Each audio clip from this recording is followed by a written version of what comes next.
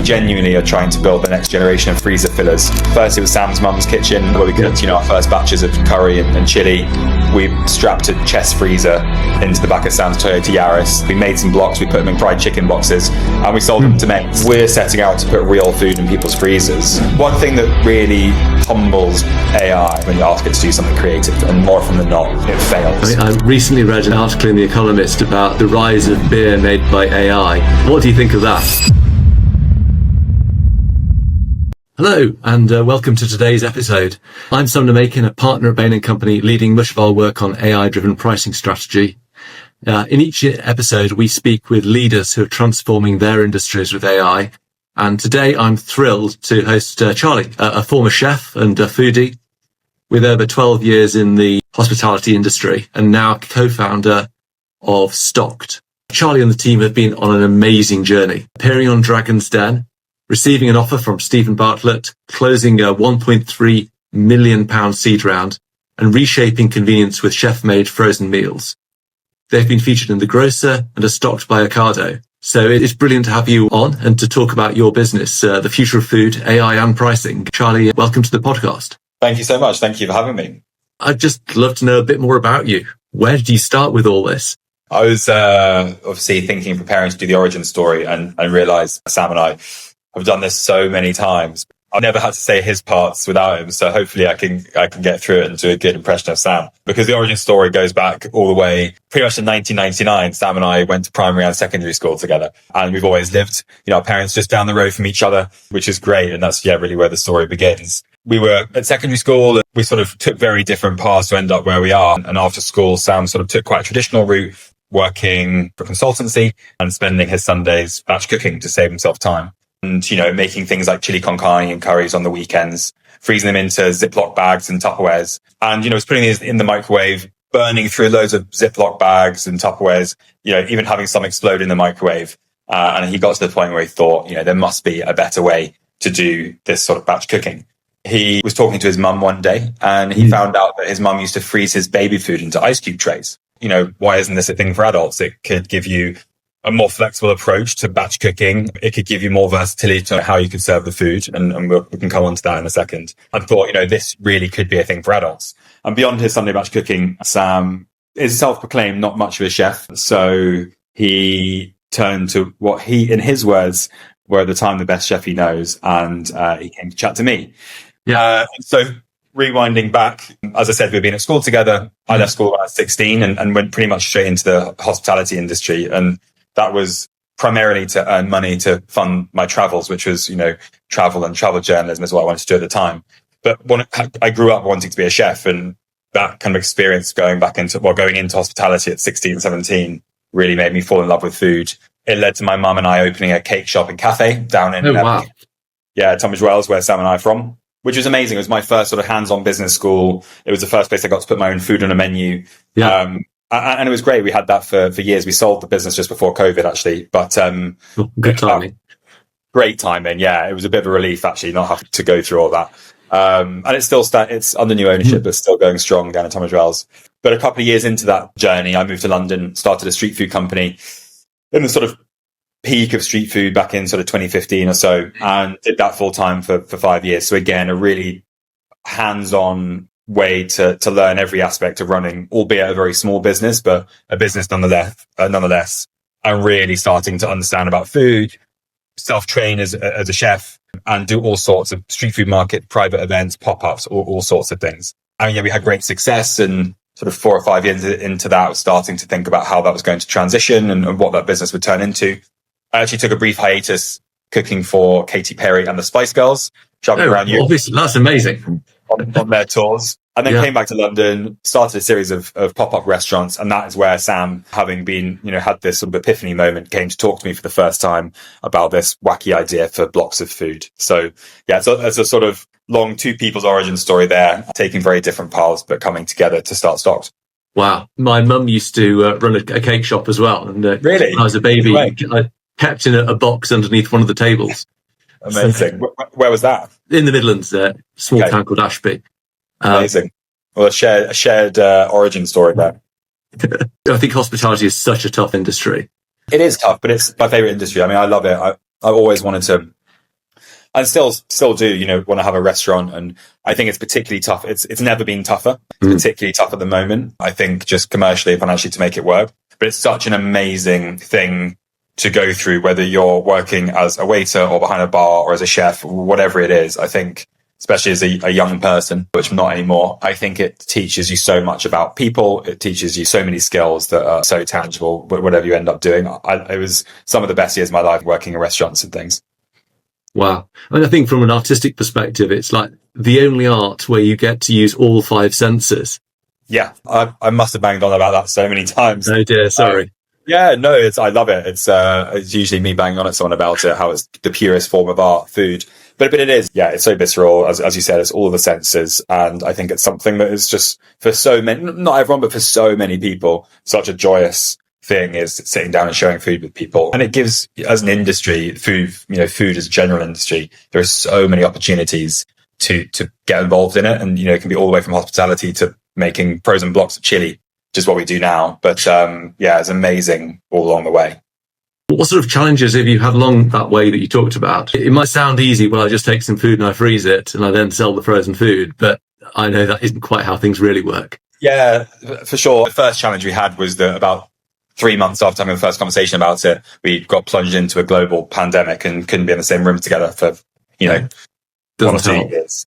No. So that was really frustrating, sort of false start for us, but I think actually became a real blessing in disguise. It gave us essentially 2 years from first conversation to launch, as you see the business today, was 2 years. That gave us 2 years to really work on the concept, the brand, iterate the idea. There were periods over that time where we could get in the kitchen together. First, it was Sam's mum's kitchen in Kent, where we cooked, our first batches of curry and chili. We strapped a chest freezer into the back of Sam's Toyota Yaris, nicked from my dad's house, and drove it down some country lanes and fashioned our first blast freezer.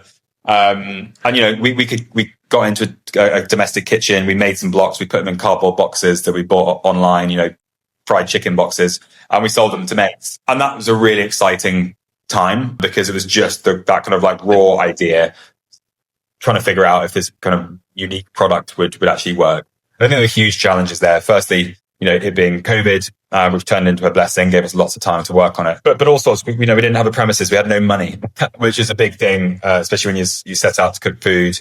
It was and is a unique format, which means there's very little precedent. You can't just go to a factory and ask them to make it. So really had to figure the whole thing out by ourselves. And that meant literally standing in the car park of B&Q, sawing up bits of 2x4 to fashion shelves for our freezer, to, subletting pie kitchens in London and going down after work and driving blocks of frozen chili around in the back of Sam's car and selling them to mates all around London. So there were a lot of challenges in that time, but it really gave us this beautiful period where we could iterate and feel comfortable in what we were doing to go out and raise, the first bit of financing we got, which allowed us to then launch Stocked as you see it, build a small kitchen for ourselves, have a brand, have a website, get rid of the cardboard chicken boxes and have some proper packaging. And I think if we hadn't had all of that time and those challenges, we wouldn't have had nearly as good a product when we did come to launch. And you talked about getting that initial financing, and it's hugely interesting that you were on Dragon's Den. What was the prep for that like? What was the day itself? Anything that surprised you? Yeah, a few things. I mean, it was a whirlwind. It was amazing. We had such a good time. I mean, Sam and I grew up watching that show.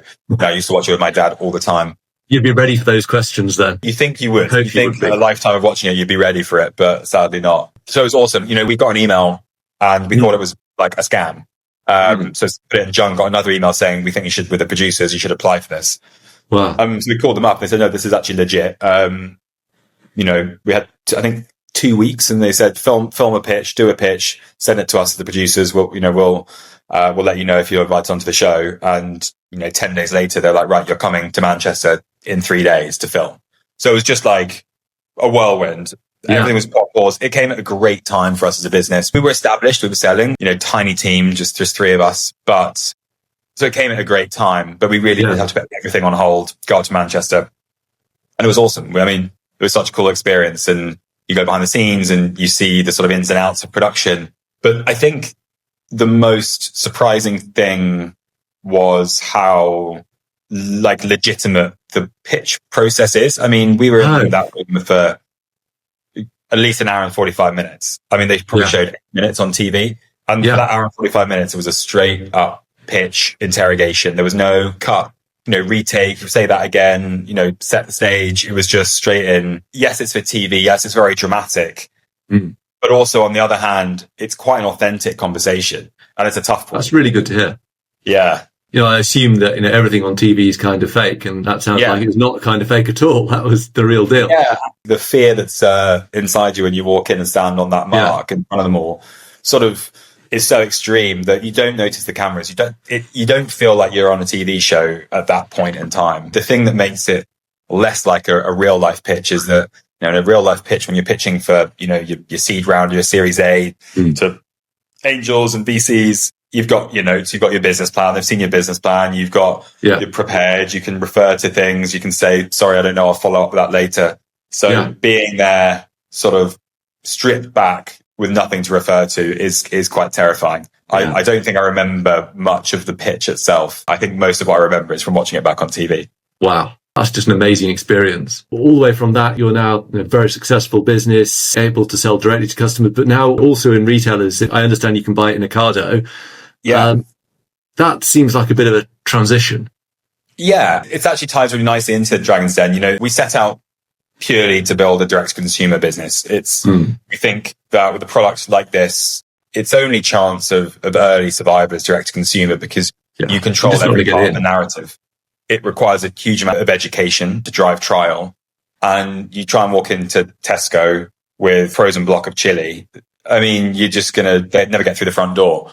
As we build this business, one of our goals is to, be in every freezer in the country. We genuinely are trying to build the next generation of freezer fillers.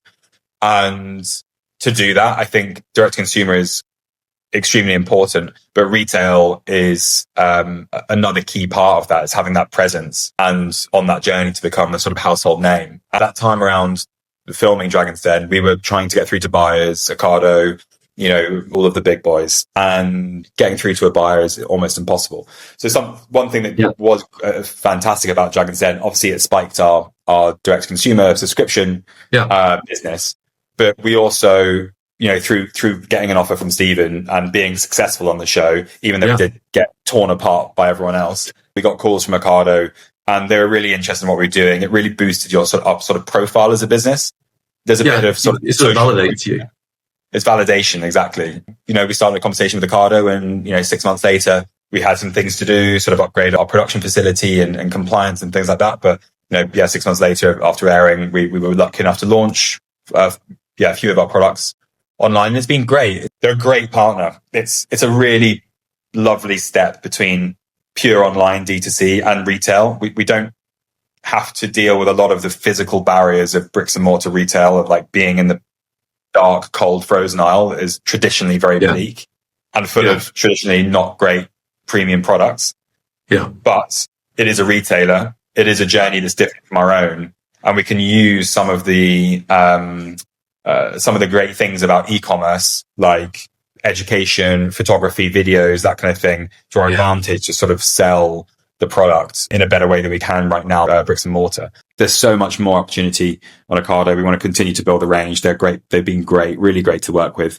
And then hopefully, the plan now is to open up more and more physical retailers as well, as we start to sort of get a bit more customer insight and data from the Ocado experience. So it's something curious from my perspective. I do an awful lot of pricing, including for grocers.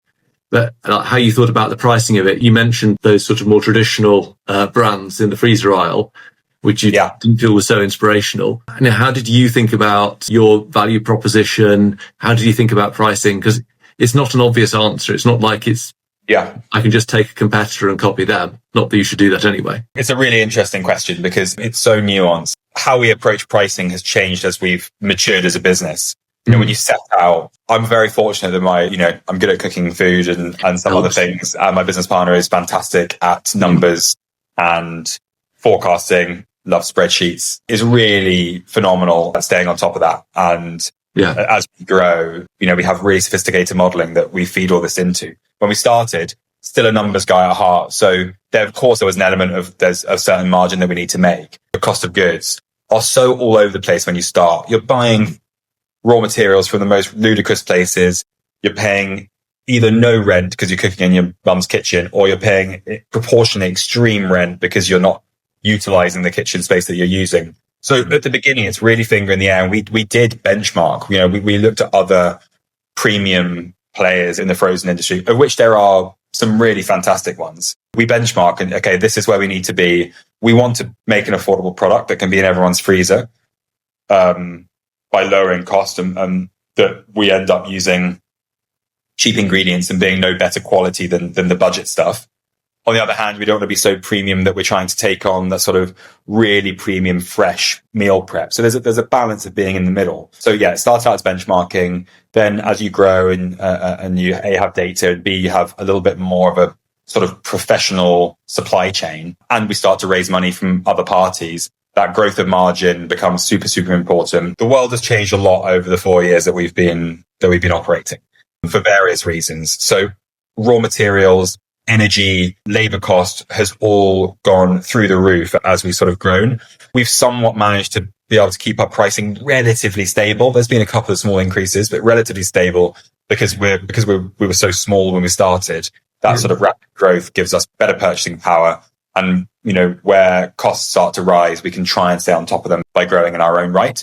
So it's now a constant sort of, I wouldn't say battle. It's a sort of, it's a bit of a dance between, we are always trying to improve the quality of our food, of our processes. We want to put better quality ingredients in what we're doing, better traceability, better provenance, while also trying to reduce costs, because we need to have a good margin to be a sustainable business that's not always reliant on external funding, while still trying to offer a customer a good price that keeps us in the affordable premium, which is, I think, where we want to sit. You talked about the cost pressures.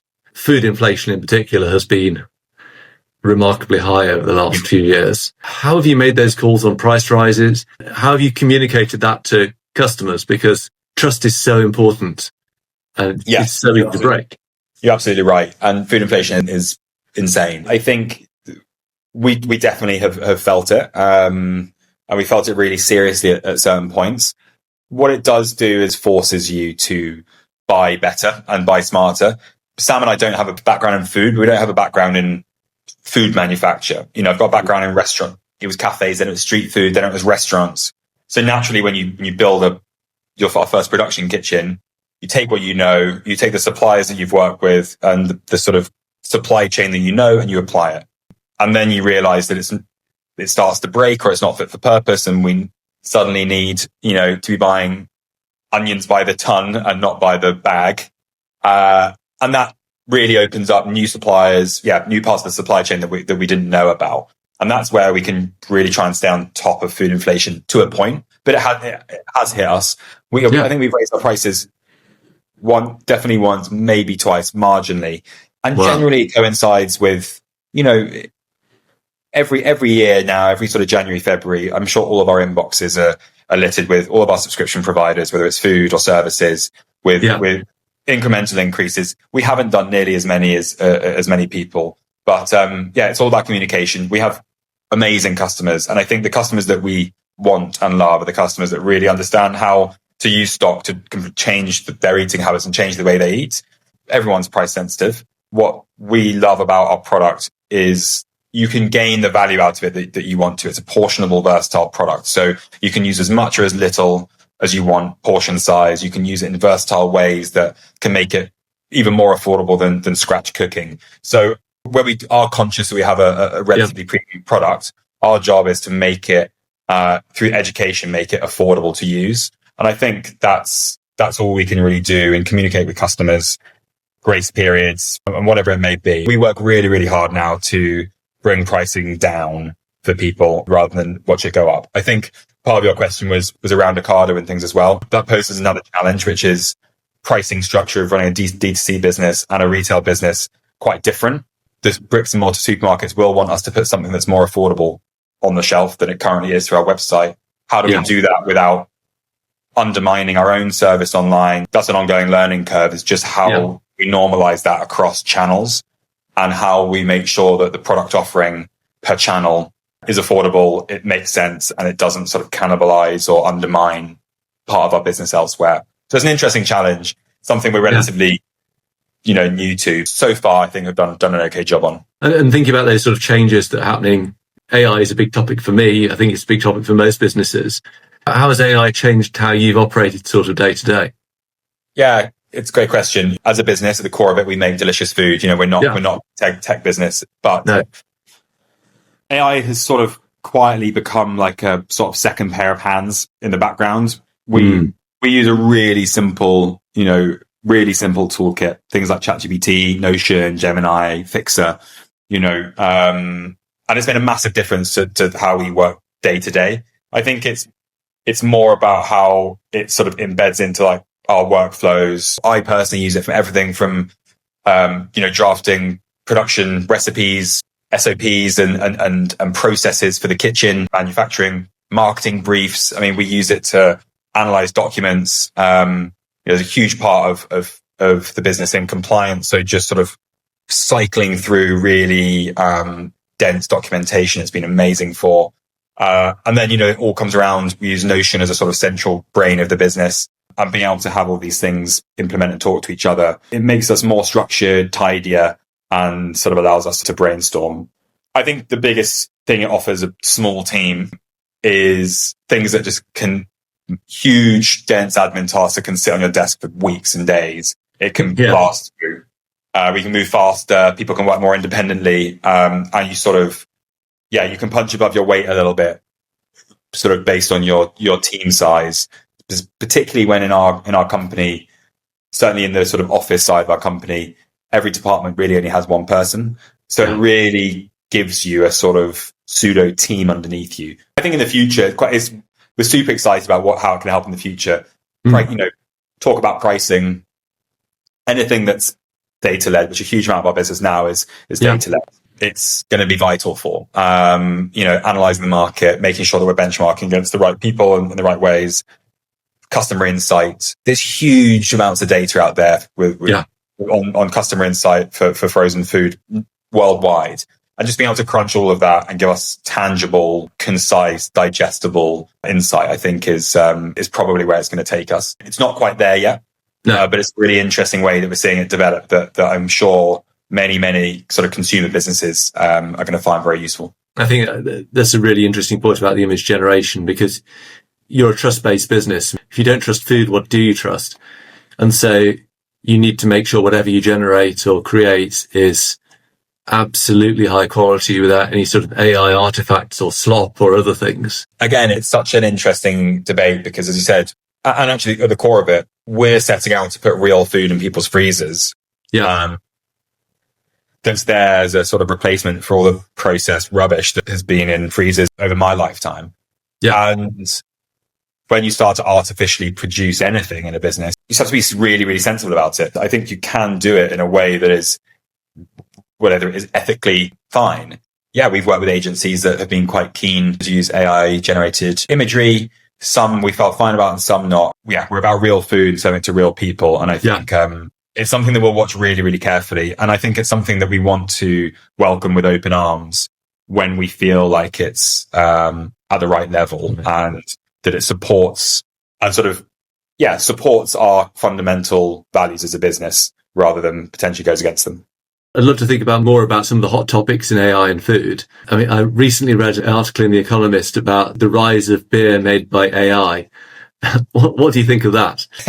What should I say? I sort of love it. I mean, I love that it's a thing that exists because it's exciting. I like tech and I like things like that. I think it's really cool.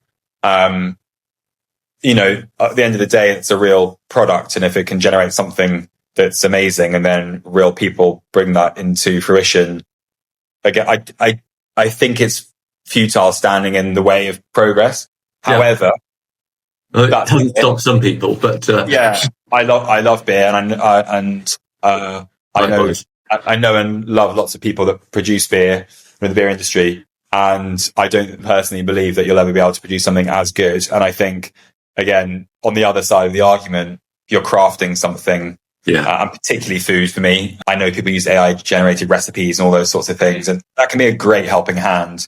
But I truly believe that it won't replace us as producers or makers. There's a level, of intuition and creativity that is just not going to have. One thing that really humbles AI, and we laugh about it all the time, is when you ask it to do something creative, and more often than not, it fails, but badly. Yes. And that is comforting, very comforting. It can be frustrating when you want it to, reskin your pitch deck and make it look nice and end up having to do it yourself. But it is highly comforting that when it comes to the creative arts. Absolutely. I mean, I do sometimes use it to alter recipes or create something with a different, like swapping one ingredient out for another. And then how do I need to change everything else? Yeah, I found that really useful as well. We produce loads of recipe documentation and sort of operating procedures and things across our kitchen. Translate this to something new and guiding it, helping you do something when it boils down to it relatively administrative, which is writing recipes or adapting them. I think it's fantastic. But yeah, I think when it comes to sort of pure creation and understanding of what what it is like to eat a dish or what it is like to drink a pint, I think that's where it's going to fall down. Besides, I want to taste the food and drink the beer, so I'm not going to let some AI get all the fun. Exactly. That is exactly the point. A final question. I've got a 5-month-old son. How do you think the world might be different for him? Yeah, I'm fortunate enough to have grown up, with dial-up, and, going from dial-up internet to broadband. And, I always sort of try and anchor it to that experience. I hope that in a world that with rising, AI and tech at the forefront, it gives future generations more opportunity, more access to data, information, and the things that they need to be creative or start a business or excel through their career or life, whatever it is. Make it more accessible to travel the world and stay in touch with your parents, whatever it is. I hope that it's just, we ultimately put it to use where we're improving the world that we live in, improving industry, improving, everything across the board. I am pretty optimistic about it. I know there's a lot of fear mongering. I think how's the world going to change? I think there's just going to be, more opportunity, more fun to be had, and more experiences to be had. Hopefully elevated by the addition of tech and artificial intelligence, but we'll see. Indeed. Charlie, really brilliant to chat with you. Thanks for joining us, and indeed to everyone for listening. If people want to buy some of your food, where could they go? Go to Ocado, but we sell most of what we do through our website. We've got at least 30 different dishes on there, which is stockedfood.com. We're on social media and everything as well. So check out our Instagram to see, probably me cooking lots of nice recipes. But if you're thinking, what the hell are frozen blocks of food, then first place to look is our Instagram, and then hopefully our website. And always let us know on either of those platforms what you think. Brilliant. Well, thank you very much. Thanks, Amanda.